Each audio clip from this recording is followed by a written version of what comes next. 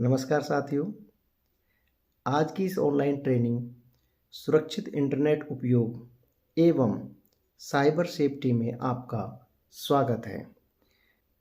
साथियों, यह training Alwar diet द्वारा ईटी प्रभारी श्रीमती संगीता यादव जी के नेतृत्व में दी जा रही है और मैं अपना परिचय आपको बता देता हूं। साथियों, मेरा नाम राहुल सिंह है और पदस्थापन जीयूपीएस खोजा का रामगढ़ में है। साथियों, पिछली बार की जो ट्रेनिंग थी वो भी मैंने ही दी थी और इस बार हम बहुत कुछ सीखेंगे। आप शुरुआत से लेकर अंत तक हमारी इस ऑनलाइन ट्रेनिंग में जुड़े रहें। और सबसे पहले मैं आपको बताना चाहूँगा कि आज हम उन सभी मुद्दों पर बात करेंगे जो वर्तमान में एक बहुत बड़े साइबर फ्रॉड से जुड़े हुए हैं। इससे पहले साथियों, आप सभी जो डाइट अलवर का चैनल है, इसको सब्सक्राइब करें और अपना नाम तथा पदस्थापन वीडियो के कमेंट बॉक्स में ज़रूर लिख दें, जिससे कि आपकी उपस्थिति को प्रमाणित किया जा सके। तो चलिए साथियों, अब हम ट्रेनिंग को शुरू करते हैं।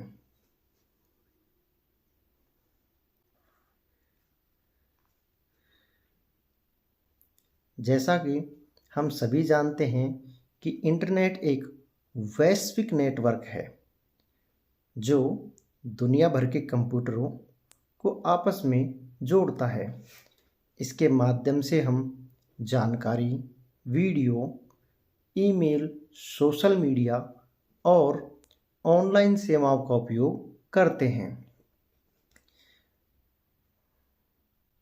इंटरनेट ने हमारे बहुत सारे कार्य अत्यधिक आसान और सरल बना दिए हैं, लेकिन साथ ही इसके बहुत ज़्यादा दुरुपयोग भी आज के समय में हो रहे हैं। कुछ साइबर अपराधी होते हैं जो घात लगाए बैठे होते हैं कि कब हम थोड़ी सी भी लापरवाही करें और हम उनके चंगुल में फंस जाते हैं। तो इन सब से बचने के लिए ही भारत सरकार ने विभिन्न तरह की जो प्लेटफॉर्म हैं, उन पर साइबर जागरूकता से संबंधित जानकारियां लगातार प्रेषित वो कर रहे हैं, जिससे ज़्यादा से ज़्यादा लोगों तक साइबर सुरक्षा संबंधित जानकारी पहुंच सके। जैसा कि आपको पता है कि आजकल डिजिटल भुगतान, संचार और मनोरंजन तथा जानकारी प्राप्त करना, ऑनलाइन शिक्षा इत्यादि। साथियों, अब हम सबसे पहले सुरक्षित इंटरनेट के उपयोग के बारे में कुछ नियम हैं, उनको हम विस्तार से जानेंगे। तो चलिए साथियों, पहला जो रूल है वो हम देखते हैं। पहले रूल को हम देखते हैं। पहला रूल साथियों कि कभी भी अपना पासवर्ड, ओटीपी या बैंक विवरण, क्योंकि ऐसे कॉल्स या ऐसे साइबर अपराधी विभिन्न तरह के जाल बिछाए होते हैं जो आप एक बार यदि शेयर कर देते हैं तो आप उनके चंगुल में फंस जाते हैं और आपके जो पैसा है वो आसानी से चुरा लेते हैं। इनके बारे में हम विस्तार से आगे देखेंगे। दूसरा जो रूल है साथियों कि मजबूत पासवर्ड बनाएं। पासवर्ड बनाते समय अक्षर, अंक और प्रतीक तीनों चीज़ों को समायोजित किया जाना चाहिए तथा एक मजबूत से मजबूत पासवर्ड बनाना चाहिए। और हर 3 महीने में कम से कम हम पासवर्ड को रीसेट कर दें। जैसा कि आप देखते हैं कि आजकल शाला दर्पण का भी जो पासवर्ड है वो हर 2 महीने 3 महीने में ऑटोमेटिक ही सरकार द्वारा बदल दिया जाता है या उसको बदलने के लिए बोला जाता है, क्योंकि लॉगिन वो होता ही नहीं है। फिर हमें वो चीज़ें दोबारा उसके लॉगिन पासवर्ड वगैरह बनाने पड़ते हैं। और सोशल मीडिया पर अपनी लोकेशन या फ़ोटो कम से कम या सीमित रूप में साझा किए जाने चाहिए, क्योंकि आजकल आप देखते हैं कि जो सोशल मीडिया पर अपनी लोकेशन या फ़ोटो को शेयर करने का एक प्रचलन जो है बहुत ज़्यादा हो चुका है, जो एक गंभीर चेतावनी है, खासकर युवाओं में। क्योंकि आपकी लोकेशन को कुछ जो साइबर अपराधी होते हैं वो ट्रेस कर रहे होते हैं। आपके फ़ोटो, क्योंकि आजकल एआई का ज़माना है, तो उनको किसी भी तरह से दुरुपयोग किया जा सकता है और आप आसानी से उनके जाल में फंस सकते हैं। इन सब के बारे में भी हम आगे विस्तार से देखेंगे। अगला जो नियम है साथियों, वह है उपकरण संबंधित कुछ नियम। जैसे उपकरण में हम बात करें तो एंटीवायरस सॉफ्टवेयर का इंस्टॉल होना चाहिए। आप अपने मोबाइल में भी एंटीवायरस सॉफ्टवेयर डाल सकते हैं। इससे क्या है, जो मेलवेयर है या किसी भी तरह के जो वायरस हैं वो आपके कंप्यूटर में या मोबाइल में आने से बचेंगे और आपकी जो गोपनीय सूचना या जानकारी है वो चोरी होने से बच जाएगी। तो एंटीवायरस अपने मोबाइल या कंप्यूटर में इंस्टॉल करके रखें। उसके बाद में हम देखेंगे कि जो अपने मोबाइल या स्क्रीन है, मोबाइल या लैपटॉप है, उसमें स्क्रीन लॉक और पिन लगाएं। कि ये बहुत ज़रूरी है, क्योंकि और एक जो सबसे जो बहुत ही महत्वपूर्ण बात है कि आप कभी भी पब्लिक वाईफाई का यूज संवेदनशील काम, जैसे यदि आप किसी को पेमेंट कर रहे हैं तो आप पब्लिक वाईफाई का यूज नहीं करें। जैसे आप देखते हैं कि कहीं भी कोई पब्लिक वाईफाई होती है, उसमें क्या है, पासवर्ड वगैरह नहीं होते। हाँ, हमें लगता है कि ठीक है चला लेते हैं, लेकिन पब्लिक वाईफाई का यूज जो बैंकिंग कार्य हैं उनके लिए बिल्कुल नहीं करें, क्योंकि पब्लिक वाईफाई के द्वारा भी आपकी सूचनाएं चुराई जा सकती हैं। तो बैंकिंग ऐप्स वगैरह इनको चलाते वक्त ये ध्यान रखें कि आपका जो कंप्यूटर है उसमें आपका जो डेटा है वो मोबाइल वाला ही चलना चाहिए। इसके बाद में हम बात करें तो सोशल मीडिया से संबंधित भी कुछ नियम हैं, और दोस्तों आगे हम इनको विस्तार से जानने वाले हैं। ये अभी कुछ समरी टाइप में हम थोड़ी सी बात कर रहे हैं। और इससे पहले मैं आपको बता दूं कि आपने यदि अभी ज्वाइन किया है तो सबसे पहले आप हमारे जो डाइट के यूट्यूब चैनल है इसको सब्सक्राइब करें और चैनल को शेयर करें अपने साथियों में, जिससे कि ये जानकारी ज़्यादा से ज़्यादा उनको भी मिल सके। और वीडियो को लाइक करें और कमेंट बॉक्स में अपना नाम, पदस्थापन यह ज़रूर भरें, जिससे कि आपकी जो उपस्थिति है उसको हम प्रमाणित कर सकें।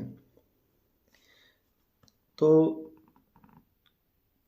जो सोशल मीडिया संबंधित नियम की हम बात कर रहे हैं, तो सोशल मीडिया में जैसे केवल पहचान बताने वाले लोगों को ही हम फ्रेंड रिक्वेस्ट स्वीकार करें। आजकल क्या होता है कि फ्रेंड्स का रिक्वेस्ट किसी की भी स्वीकार करते रहते हैं, तो उससे क्या है कि कुछ साइबर अपराधी जो सोशल मीडिया पर ही बने हुए रहते हैं वो ऐसे अकाउंट्स को देखते हैं और उनका क्या है, फेक अकाउंट वो बनाते हैं उनकी फ़ोटो चुरा कर, और उनके रिश्तेदारों से और इनसे वो क्या करते हैं, पैसे मांगते हैं या किसी भी तरह का और उस ब्लैकमेलिंग का काम वो करते हैं। तो इन सब से बचने के लिए अपने जो परिचित हैं उनसे ही, उनकी ही फ्रेंड रिक्वेस्ट को स्वीकार करें और उन्हें मतलब सोशल मीडिया पर फ्रेंड बनाएं। कभी भी सोशल मीडिया पर संदिग्ध लिंक या मैसेज पर क्लिक करने से बचें। यानी कि आप देखते हो कि सोशल मीडिया पर जो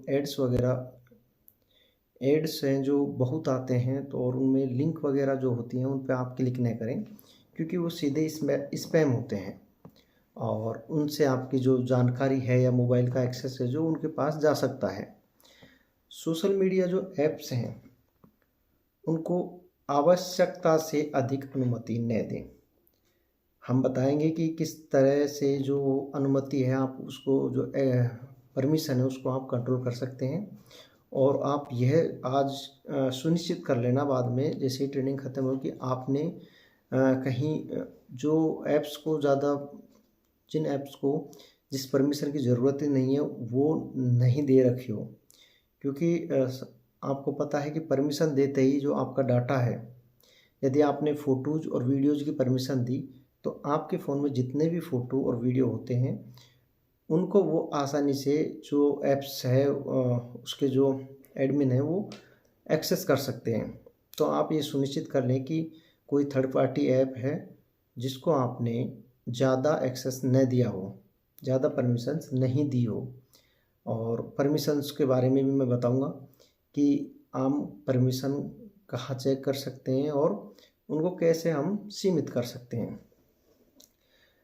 इसके बाद में बच्चों के लिए जो कुछ नियम हैं जो गार्जियंस को ध्यान रखने चाहिए, क्योंकि यह आज के समय में सबसे ज़्यादा ज़रूरी है कि बच्चे इंटरनेट का उपयोग करते समय सुरक्षित रहें।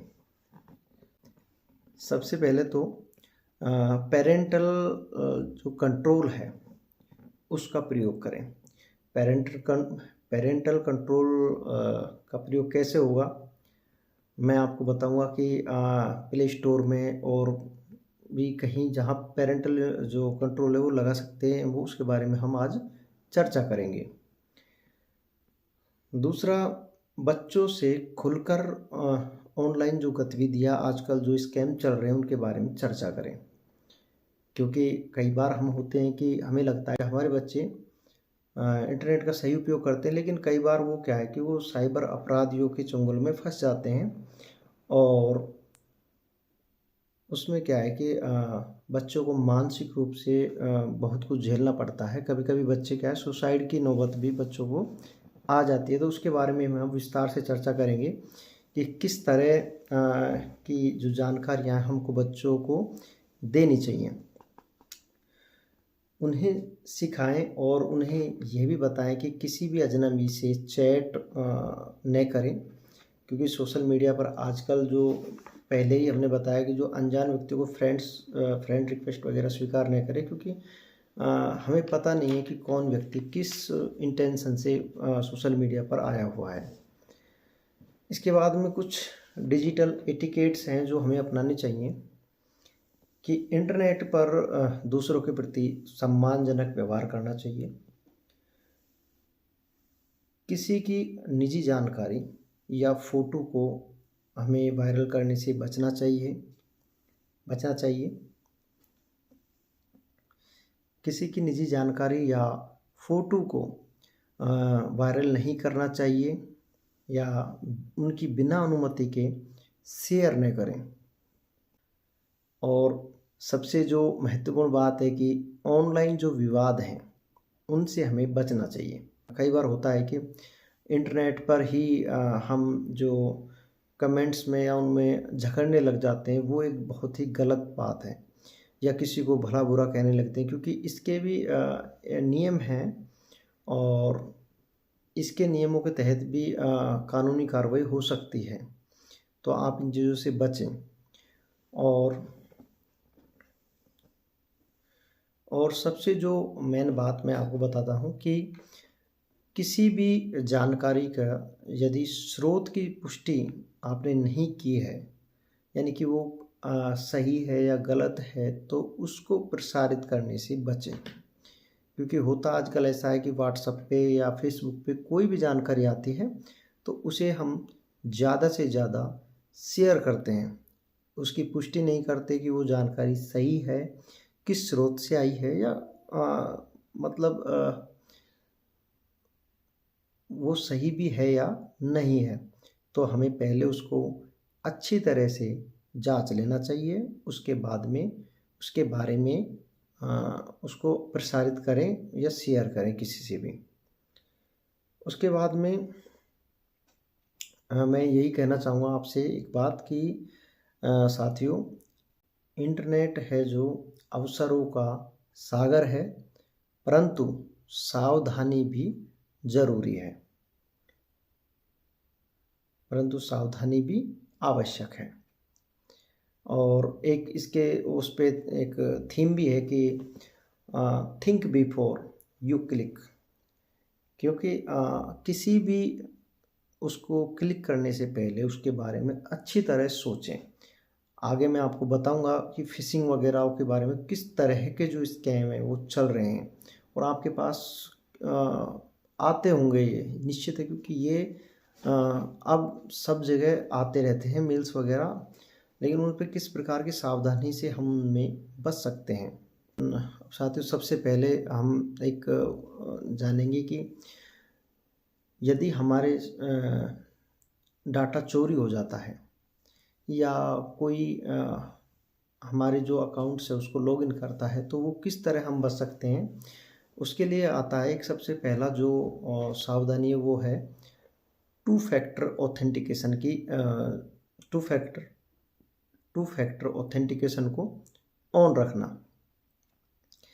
तो टू फैक्टर ऑथेंटिकेशन ऑन कहाँ से होगा, इसके लिए अब हम स्टेप बाय स्टेप आपको बताएंगे और आप इनको फॉलो करके आप भी टू फैक्टर ऑथेंटिकेशन को। सबसे पहले हम बात करते हैं कि अपने जो,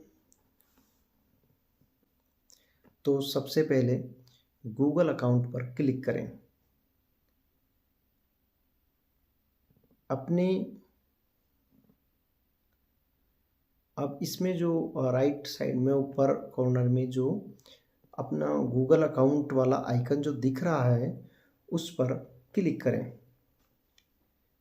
अब हम मैनेज योर अकाउंट पर क्लिक करेंगे। मैनेज योर गूगल अकाउंट पर क्लिक करना है। इसके बाद सिक्योरिटी एंड साइन इन पर क्लिक करना है। सिक्योरिटी एंड साइन इन पर क्लिक करना है।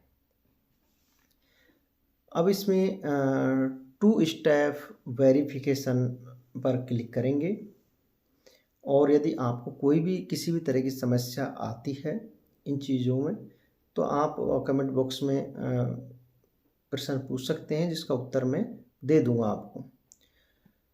यदि आपने और आप जैसे इस पर क्लिक करेंगे तो आपको दिखेगा कि आपने टू फैक्टर ऑथेंटिकेशन जो है ऑन किया हुआ है या नहीं किया हुआ। यदि आपका ऑन नहीं है तो आप उसको ऑन कर दें। और इसमें क्या है कि 4-5 तरह के ऑप्शंस आते हैं, तो उनको आप देखें। और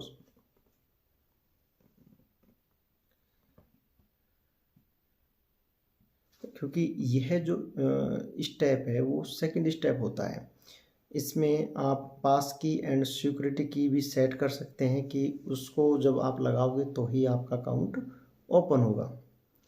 इस तरह से ही आप व्हाट्सएप में भी टू फैक्टर ऑथेंटिकेशन सेटिंग कर सकते हैं।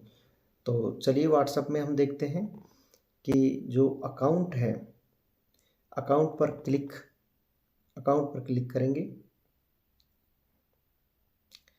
अकाउंट पर क्लिक करेंगे तथा टू फैक्टर ऑथेंटिकेशन तथा टू स्टेप वेरिफिकेशन को ऑन करके रखना है।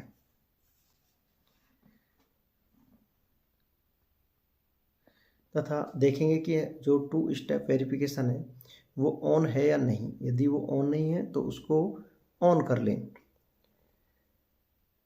इस तरह से आप अपने सभी जो अकाउंट्स हैं उनमें टू फैक्टर ऑथेंटिकेशन या टू स्टेप ऑथेंटिकेशन को ऑन रखें।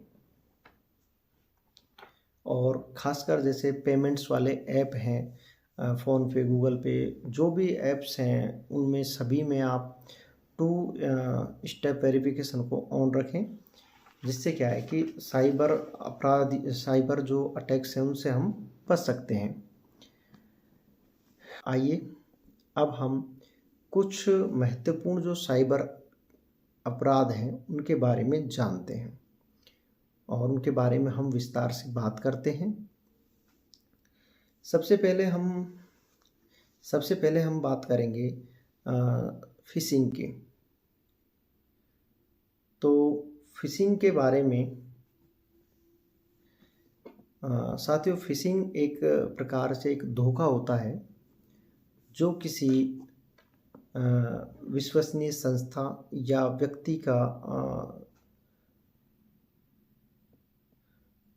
का नकली रूप बनाकर आपके साथ किया जाता है और आपकी इससे गोपनीय जो जानकारी है वो चुरा ली जाती है तथा आपका जो पैसा है या फिर कोई और गोपनीय जानकारी है वो उसको चुरा लेते हैं।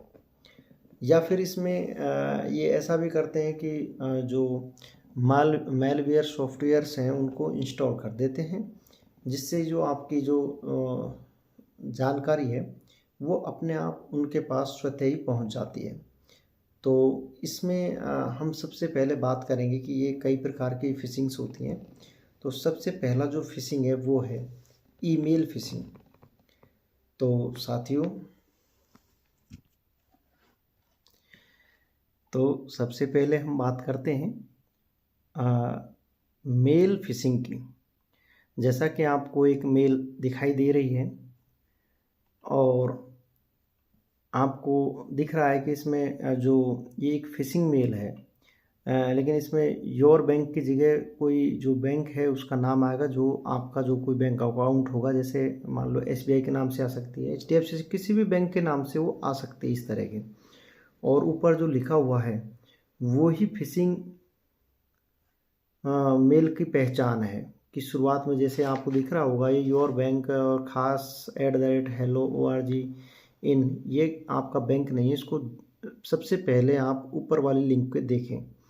और फ़िशिंग मेल में सबसे जो ख़ास पहचान होती है वो ये है कि उसमें मैसेज इस तरह आएगा, जैसे इस मेल में दिखाया हुआ है कि dear bank customer, your bank account will be get deactivate today due to inactivity on your account, click on the link to. और इसमें लिंक देखिए,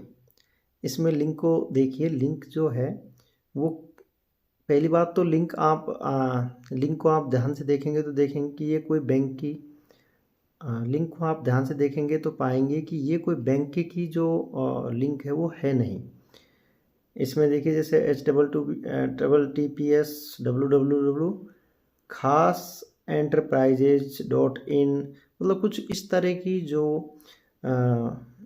इस तरह की लिंक वो होगी जो कहीं और ही वो रिडायरेक्ट होगी। और आप उसमें जैसे ही अपनी जो जानकारियाँ डालेंगे तो वो जानकारियाँ सीधे उनके पास पहुंच जाएंगी और वो आपके जो अकाउंट्स वगैरह हैं उनको हैक कर लेंगे और उनसे क्या है कि पैसा है, उनसे पैसे को चुरा लेंगे।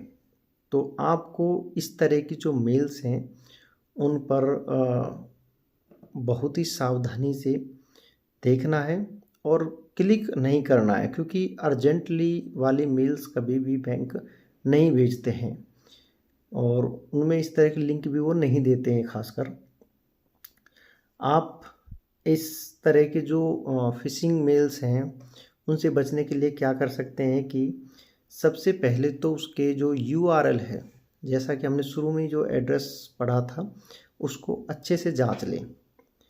उसके बाद में कभी भी ऐसे मैसेज पर आप जल्दबाजी न दिखाएं और इस तरह के यदि मेल्स आते हैं तो उनको आप सीधे रिपोर्ट करें।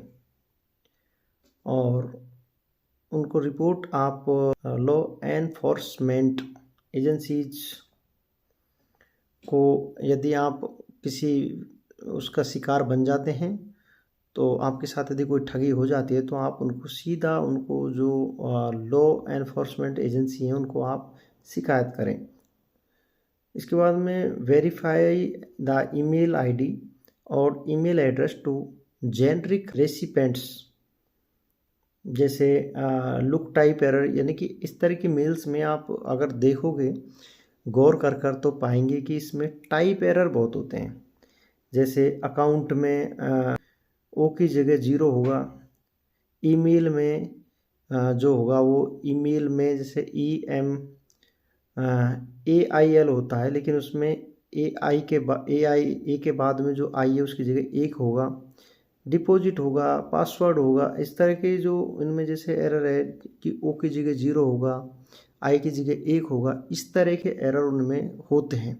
तो आप केयरफुली उस मेल्स को देखें और जल्दबाजी न करें। इसके बाद में आता है विशिंग। तो विशिंग में क्या होता है साथियों, विशिंग में होता है कि जो कॉल करने वाला होता है वो किसी बैंक का या कोई एजेंसी का कर्मचारी बनकर आपको कॉल करेगा और आपको बताएगा कि आपका क्रेडिट कार्ड है जो उसकी लिमिट बढ़ा रहे हैं, या आपका जो डेबिट कार्ड है उसको रीएक्टिवेट कर रहे हैं। तो उसके लिए क्या है कि वो मांगते हैं कि भाई आप से कुछ जानकारी मांगेंगे वो कार्ड की, जैसे एक्सपायरी वगैरह ऐसी चीज़ों को, और आपके पास OTP आएगा।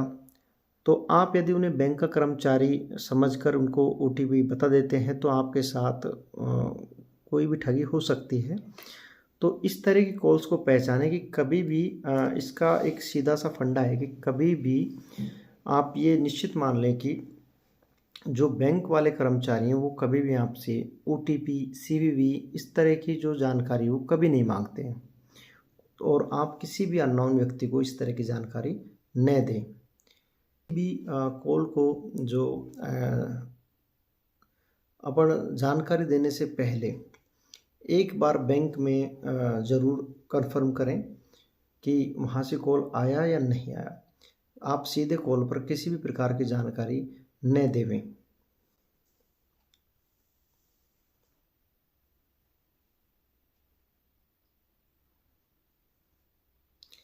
इसके बाद में एक जो सबसे ज़्यादा जो आज के टाइम में प्रचलन में है वो है मेलिशियस एप्लीकेशंस। ये क्या होते हैं कि इन एप्लीकेशंस के APK फाइल आपके व्हाट्सएप पे या इन व्हाट्सएप पे या फेसबुक पे कहीं पर भी वो APK फाइल आती है और आप APK फाइल को उसको डाउनलोड करते हैं। उसके ऊपर कुछ संदेश लिखा होगा जिसमें आपको कुछ एक तरह से आकर्षित करने के लिए दिया होगा, कोई ऑफ़र के लिए या किसी के पैसे भाई इस तरह का दिया होगा कि आप इसको इंस्टॉल करें और आपको पैसे मिलेंगे या कुछ मिलेगा। आप जैसे ही उसको इंस्टॉल करते हैं तो उसके साथ एक मेलिशियस जो सॉफ्टवेयर है वो उसमें आपके फ़ोन में इंस्टॉल हो जाता है। वो क्या करता है साथियों, वो आपके जो फ़ोन की सारी सूचनाएं हैं, जैसे आप जब भी लॉगिन करेंगे तो लॉगिन की जानकारियाँ, वो सारी सूचनाएं, आपके फ़ोटो वगैरह जो भी गुप्त सूचनाएं हैं सारी, वो सीधे उस जो ओनर है उसके पास वो जाती हैं और वो क्या करते हैं कि उनका मिसयूज करते हैं। और जैसे आपकी फ़ोटो वगैरह है तो उनको रीजनरेट करते हैं और गलत तरीके से आपको क्या है ब्लैकमेल वो कर सकते हैं। तो इस तरह इससे बचने का एक सीधा सा उपाय है कि कहीं भी किसी भी प्लेटफॉर्म पे कोई APK ऐप आता है तो आप उसे डायरेक्ट इंस्टॉल नहीं करें। आप इंस्टॉल एक जो ऑथोराइज है जैसे गूगल प्ले वगैरह हैं, इनसे ही ऐप को इंस्टॉल करें। सीधे आप व्हाट्सएप पे या किसी लिंक के द्वारा किसी भी ऐप को अपने मोबाइल फ़ोन में न डालें, और जिससे क्या है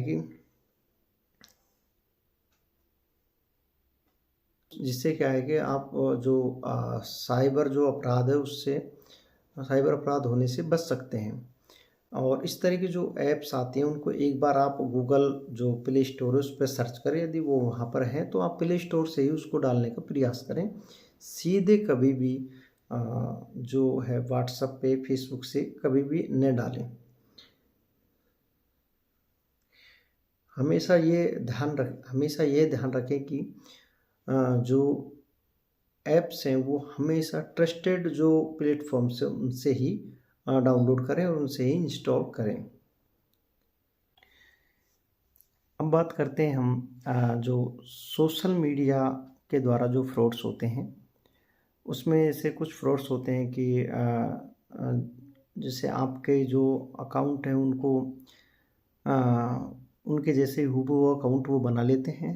जो फ्रॉड्स होते हैं जो साइबर अपराधी होते हैं, और आपके मित्रों को और दोस्तों को वो पैसे मांगते हैं और पैसे भेजने के लिए उन्हें प्रोत्साहित करते हैं कि कुछ समस्याएं बताते हैं कि भाई समस्या है और पैसा भेजो, और वो विश्वास कर लेते हैं कि क्योंकि हूबहू आपके जैसा ही प्रोफाइल होता है तो ज़्यादातर वो ध्यान नहीं देते इन चीज़ों पे, और वो पैसे उनको ट्रांसफ़र कर देते हैं। तो इस तरह के जो अपराध हैं उनसे बचने के लिए क्या करना चाहिए कि जो आपकी जो पर्सनल इन्फॉर्मेशन है उसको शेयर करने से बचें। यानी कि सोशल मीडिया पर ज़्यादा से ज़्यादा जो आपकी पर्सनल इन्फॉर्मेशन है उसको शेयर न करें। जैसे कि एड्रेस है, मोबाइल नंबर है, इन चीज़ों को परहेज़ करें।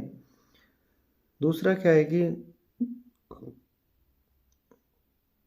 कभी भी अपनी जो पर्सनल इमेजें हैं उनको शेयर न करें, क्योंकि ये जो पर्सनल इमेज शेयर करने से क्या है कि साइबर जो अपराधी होते हैं उनका यूज करते हैं। उसके बाद में जैसे कि हमने पहले भी बताया कि कभी भी जो अपरिचित व्यक्ति हैं उनसे फ्रेंड रिक्वेस्ट स्वीकार न करें, और कभी भी जो सस्पिशियस जो लिंक हैं उन पर क्लिक नहीं करें।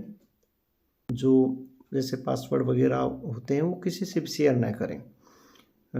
इसके बाद में सबसे जो मेन काम हमने बात करी कि जो मल्टी फैक्टर जो ऑथेंटिकेशन है वो हमेशा ऑन रखना चाहिए सोशल मीडिया अकाउंट्स पर, क्योंकि ये जब एक बार हैक हो जाते हैं तो क्या है कि सारी जानकारियाँ आपकी चली जाती हैं। और हम ये भी बताएंगे कि कि कि किस तरह हम हमारे जो सोशल मीडिया अकाउंट्स के जो पासवर्ड हैं हम ऑटो सेव किए होते हैं, तो उनको भी हम किस तरह बचा सकते हैं। क्योंकि जैसा हमने पहले बताया कि जो पासवर्ड हैं वो ऐसा होना चाहिए जो स्ट्रॉन्ग हो, उसमें अल्फ़ाबेट, अक्षर और नंबर तथा जो संकेत हैं उन तीनों का मिश्रण हो, तथा एक स्ट्रॉन्ग पासवर्ड बनाना चाहिए। जिससे क्या है कि देखिए यदि आपके गूगल अकाउंट को कोई लॉगिन कर लेता है तो अभी हम आपको दिखाएंगे कि किस तरह आपके सारे अकाउंट्स का जो डाटा है वो उनके पास चला जाता है और वो उनको सबको लॉगिन कर सकते हैं। तो आप क्या है कि ज़्यादा से ज़्यादा ऑटो सेव का ऑप्शन न रखें, और यदि रखें तो उसको क्या है क्रप्ट की जो सेटिंग है उसको ऑन रखें। तो देखिए मैं आपको बताता हूँ कि आपकी जो सारी जो जानकारी है वो कहाँ से होती है गूगल में। तो चलिए सबसे पहले गूगल को खोलें, और उसमें जो राइट साइड में आपका जो अकाउंट का नाम आ रहा है उस पर क्लिक करें। इसमें गूगल अकाउंट जो मैनेज अकाउंट है उस पर क्लिक करें, और यहाँ पर जो आप देखोगे कि जो सिक्योरिटी और साइनिंग जो है इसमें आप नीचे जाओगे तो आपको पता लगेगा कि यहाँ पर आप योर डिवाइस वाला ऑप्शन आपको दिख रहा होगा। जो योर डिवाइस वाला है उसमें आपको पता लग जाएगा कि आपका जो फ़ोन है या नहीं सॉरी आपका जो गूगल अकाउंट है वो कितने जो फ़ोनों में या पीसी में लॉगिन है। यहाँ पर जैसा आपको दिख रहा है कि मेरा जो गूगल अकाउंट है वो एक में ही लॉगिन है, और दूसरे को भी मैंने एक्सेस दिया हुआ है तो उस एक में ही लॉगिन है। यदि यहाँ पर यदि कोई आपका अकाउंट लॉगिन कर लेता है तो वो यहाँ पर दिख जाता है कि आपका जो लॉगिन अकाउंट वो किस में है, और आप यहीं से उस अकाउंट को डिसेबल कर सकते हैं। यदि ऐसा आपके साथ हो, आप जांचें बाद में, वीडियो के बाद में यदि आप देखें, यदि आपका अकाउंट भी यदि कि कहीं पर लॉगिन हुआ है दूसरे में, तो आप उसको यहीं से उस पर क्लिक करके उसको साइन आउट करें और अपना पासवर्ड तुरंत बदलें।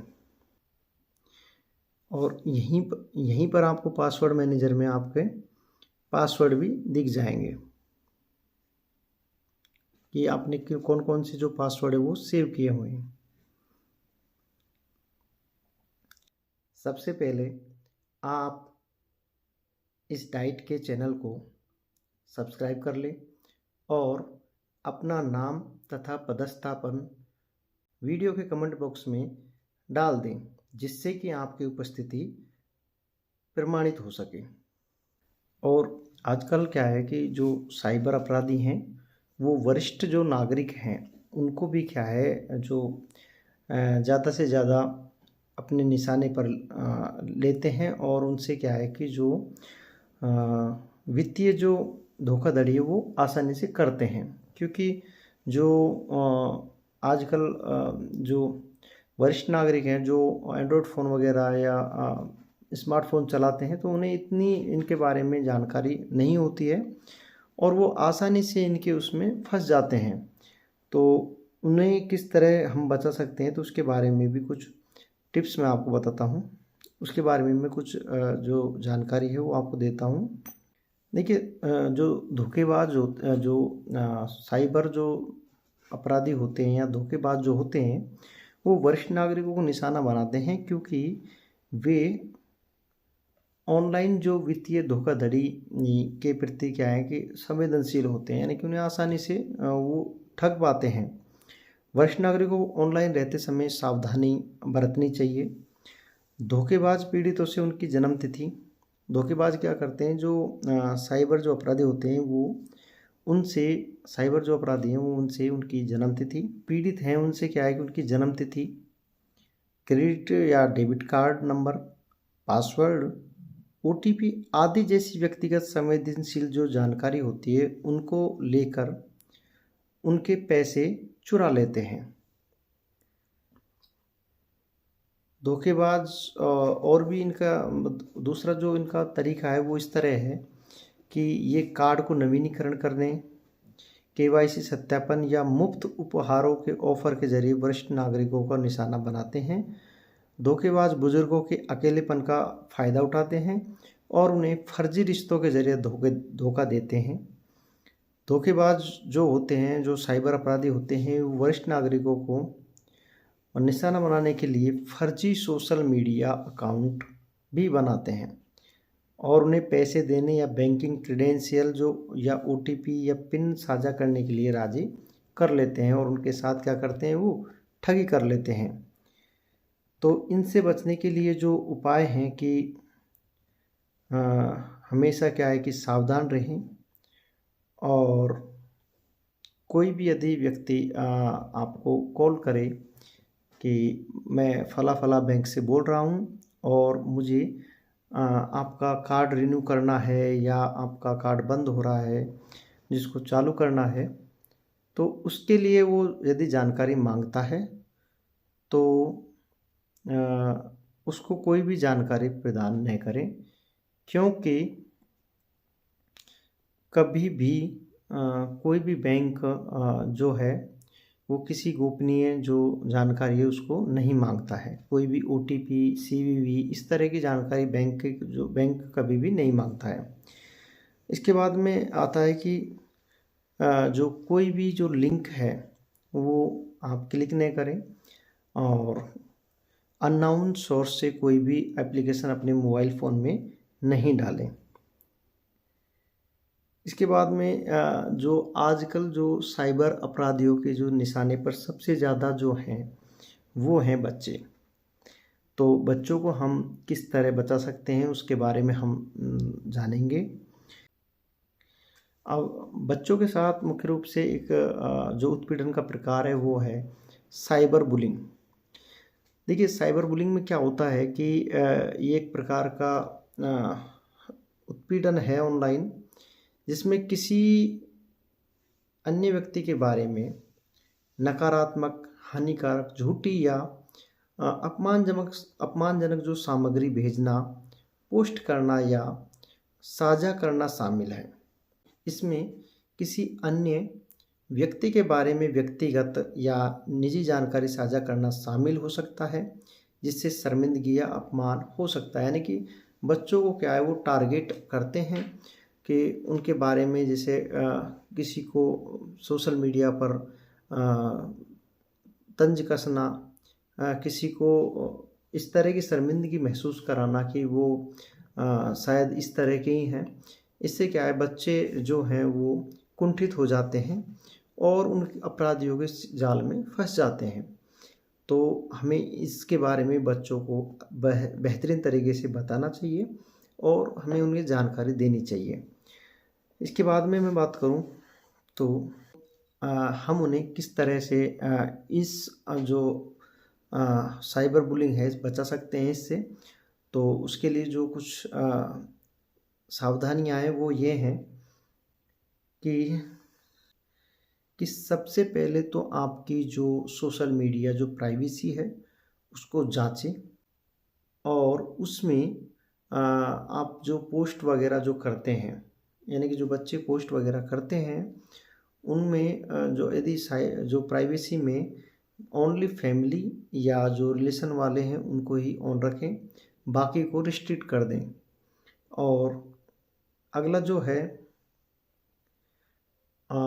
है कि सबसे महत्वपूर्ण कि बच्चों को पासवर्ड अपडेट के बारे में जो जानकारी देनी चाहिए कि पासवर्ड जो सुरक्षा है वो क्यों ज़रूरी है, पासवर्ड जो आज अपडेट करना क्यों आवश्यक है, वो बच्चों को समय समय पर बताना चाहिए। और अपने जो सोशल मीडिया अकाउंट्स हैं उनको हमेशा ट्रैक करते रहना चाहिए और समय समय पर उनकी गतिविधियों को जांचते रहना चाहिए कि कोई भी यदि आपको लगे कि कोई संदिग्ध व्यक्ति आपसे सोशल मीडिया के द्वारा जुड़ गया है तो आप उसको तुरंत ही फ्रेंड जो लिस्ट है उसमें से रिमूव कर दें, अनफॉलो कर दें। जिससे क्या है कि आप ऐसे जो अपराधी हैं उनका शिकार होने से बच सकते हैं। और बच्चों को यह भी समझाएं कि वो आसानी से जो उनकी जो लोकेशन है या फिर कोई पर्सनल जो तस्वीरें हैं या इस तरह की चीज़ें सोशल मीडिया पर कभी भी नहीं डालें। और बच्चों को समझाएं कि वो हमेशा सोशल मीडिया पर एंगेज नहीं रहे, यानी कि ये नहीं कि सोशल मीडिया पर ही हमेशा जो बच्चे हैं वो बने रहें। ये चीज़ भी उन्हें समझानी चाहिए अभिभावकों के द्वारा। और उन्हें मीडिया के जो नियम हैं उनको समझाना चाहिए कि हमें वो चीज़ें नहीं करनी चाहिए जो सोशल जो मीडिया या इंटरनेट की जो नैतिकता से संबंध नहीं रखती हैं, और हमें उन विवादों से बचना चाहिए जो आगे जाकर क्या है हमारे लिए समस्या खड़ी कर सकते हैं। इसके बाद में उन्हें कुल मिलाकर बात यह है कि उन्हें हर तरह से जो साइबर सुरक्षा के बारे में जानकारी देनी चाहिए और आजकल जो अपराध चल रहे हैं उनके बारे में भी उन्हें विस्तार से बताना चाहिए।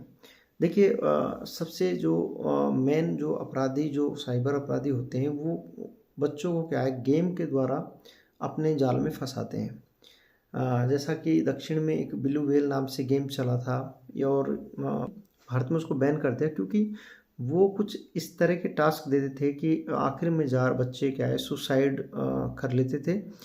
तो इस तरह के यदि गेम्स वगैरह हैं तो कहीं बच्चे उनको खेल नहीं रहे हों, इसकी प्रॉपर मॉनिटरिंग आप करते रहें और अपने बच्चों को इनके बारे में भी बताएं कि इस तरह की चीज़ों से दूर रहें, क्योंकि जो ऑनलाइन जो गेम वगैरह होते हैं ये क्या है कि इनमें साइबर जो अपराधी हैं संभावना होती है कि वो उनमें नज़र बनाए रहते हैं हमेशा, और बच्चों को क्या आसानी से वो अपना गिरफ्त में ले लेते हैं या शिकार बना लेते हैं। इसके बाद में हम बात करते हैं कि जो अटैक्स टारगेटिंग वुमेन के बारे में, यानी कि जो आजकल जो साइबर जो अपराधों में एक जो महिलाओं को भी सीधा निशाना बनाया जा रहा है वो किस तरह बनाया जा रहा है हम उसके बारे में भी जानते हैं।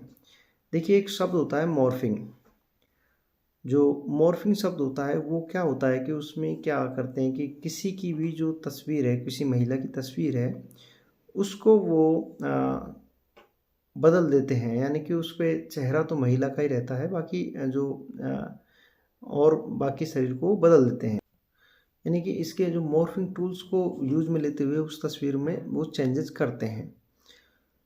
और इस तरह की जो टेक्निक होती है, इससे क्या है कि जो यंग जो महिलाएं होती हैं या लड़कियां होती हैं, वो साइबर अपराधियों का शिकार आसानी से बन जाती हैं। उनकी जो पोस्ट की हुई तस्वीरों को मॉर्फ करके उनका दुरुपयोग करते हैं। फिर अपराधी इन मॉर्फ की गई तस्वीरों का इस्तेमाल पीड़ितों को ब्लैकमेल करने में करते हैं। और इनका उपयोग करके वो क्या करते हैं, फर्जी प्रोफाइल बनाते हैं और सेक्सटिंग या सेक्स चैट या अश्लील सामग्री, नग्न तस्वीरें वगैरह आदि के लिए इनका उपयोग वो करते हैं। मॉर्फिंग से पीड़ित की ऑनलाइन प्रतिष्ठा को नुकसान पहुंच सकता है और उसे भावनात्मक आघात पहुंच सकता है। साथ ही वे अपराधियों की धमकियों का शिकार भी हो सकते हैं और ब्लैकमेल करने के लिए उनके प्रयासों का भी शिकार हो सकते हैं। तो इससे बचने के जो उपाय हैं वो यही है कि जो जो सिक्योरिटी और प्राइवेसी वाले जो फीचर्स जो फीचर्स होते हैं उनको अनेबल रखें।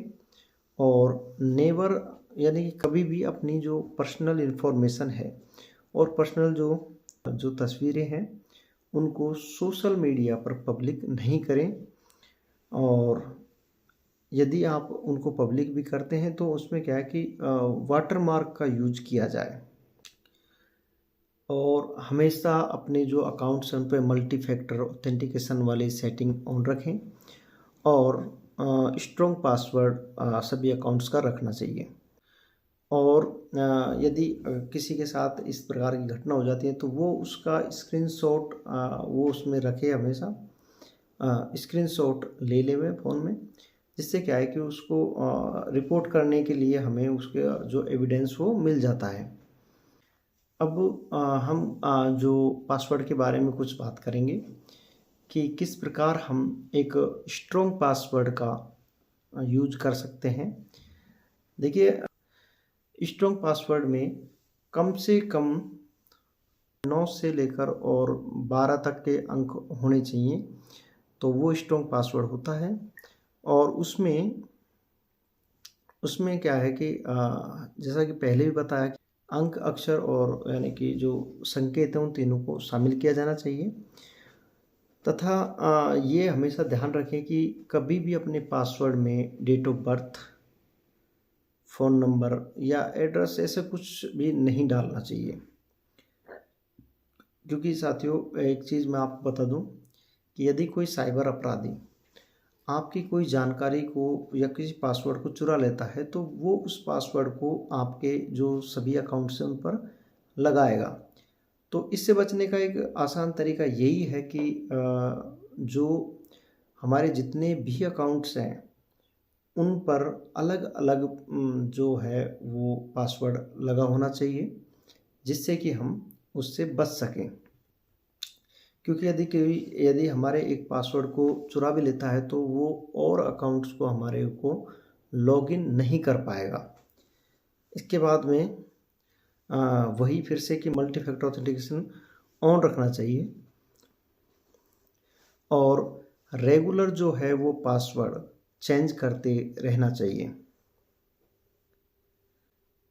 और अब हम कुछ जो साइबर जो हाइजीन से संबंधित कुछ बातें करते हैं कि सबसे पहले तो क्या है कि हमें यूज जेन्युइन सॉफ्टवेयर यानी कि जेन्युइन सॉफ्टवेयर को यूज करना चाहिए। कई बार क्या होता है हमने देखा है कि कुछ जो व्यक्ति होते हैं वो जो थर्ड पार्टी ऐप्स को भी डाल देते हैं, जो उनको बोलते हैं क्रैक। वो बेहद ख़तरनाक होते हैं क्योंकि वो जो है वो किसी थर्ड पार्टी के द्वारा वो चलाए हुए होते हैं या क्रैक किए हुए होते हैं। वो आपकी सारी सूचनाओं को उसके पास पहुंचा देते हैं। तो ऐसे ऐप्स से बचना चाहिए हमेशा, जेन्युइन ऐप्स का उपयोग करना चाहिए। और हमेशा अपने जो मोबाइल का सॉफ्टवेयर है या सभी सॉफ्टवेयर, क्योंकि देखिए यदि आपके साथ कोई फ्रॉड होता है और आपने किसी भी ऐप्स के द्वारा, यानी कि क्रोम पे भी यदि कोई आपसे फ्रॉड हो जाता है, तो यदि आपने आपका जो सॉफ्टवेयर वो अपडेट नहीं है, तो आप उसको कभी भी वो नहीं कर पाएंगे, क्योंकि कंपनी कहती है कि जो जितने भी अपडेट वो देते हैं तो उसमें जो नए सिक्योरिटी पैच होते हैं, तो इसलिए आप हमेशा अपने सॉफ्टवेयरों को अपडेट रखें। अपने फ़ोन का जो सॉफ्टवेयर है उसकी अपडेट्स यदि जब भी कभी आती हैं तो उसको तुरंत ही अपने फ़ोन में इंस्टॉल करें। इसके बाद में कभी भी जो सस्पिशियस जो ईमेल्स हैं उनको ओपन करने से बचें। और think before you click on suspicious, यानी कि और किसी भी लिंक को क्लिक करने से पहले अच्छी तरह उस पर सोचें, उसके बाद ही उसको क्लिक करें। हमेशा एक स्ट्रॉन्ग पासवर्ड का यूज करें तथा रेगुलरली उसको बदलते रहें। और हमेशा जो ब्राउज़र है उसको अपडेट रखना चाहिए। अनेबल मल्टी फैक्टर ऑथेंटिकेशन, जो हमने बार बार आज जाना। अवॉइड यूजिंग पब्लिक वाईफाई, क्योंकि पब्लिक वाईफाई के बारे में मैंने बताया कि कभी भी अपनी जो बैंकिंग कार्य है या किसी भी कार्य के लिए ज़्यादातर पब्लिक वाईफाई जो होती है उससे परहेज करना चाहिए।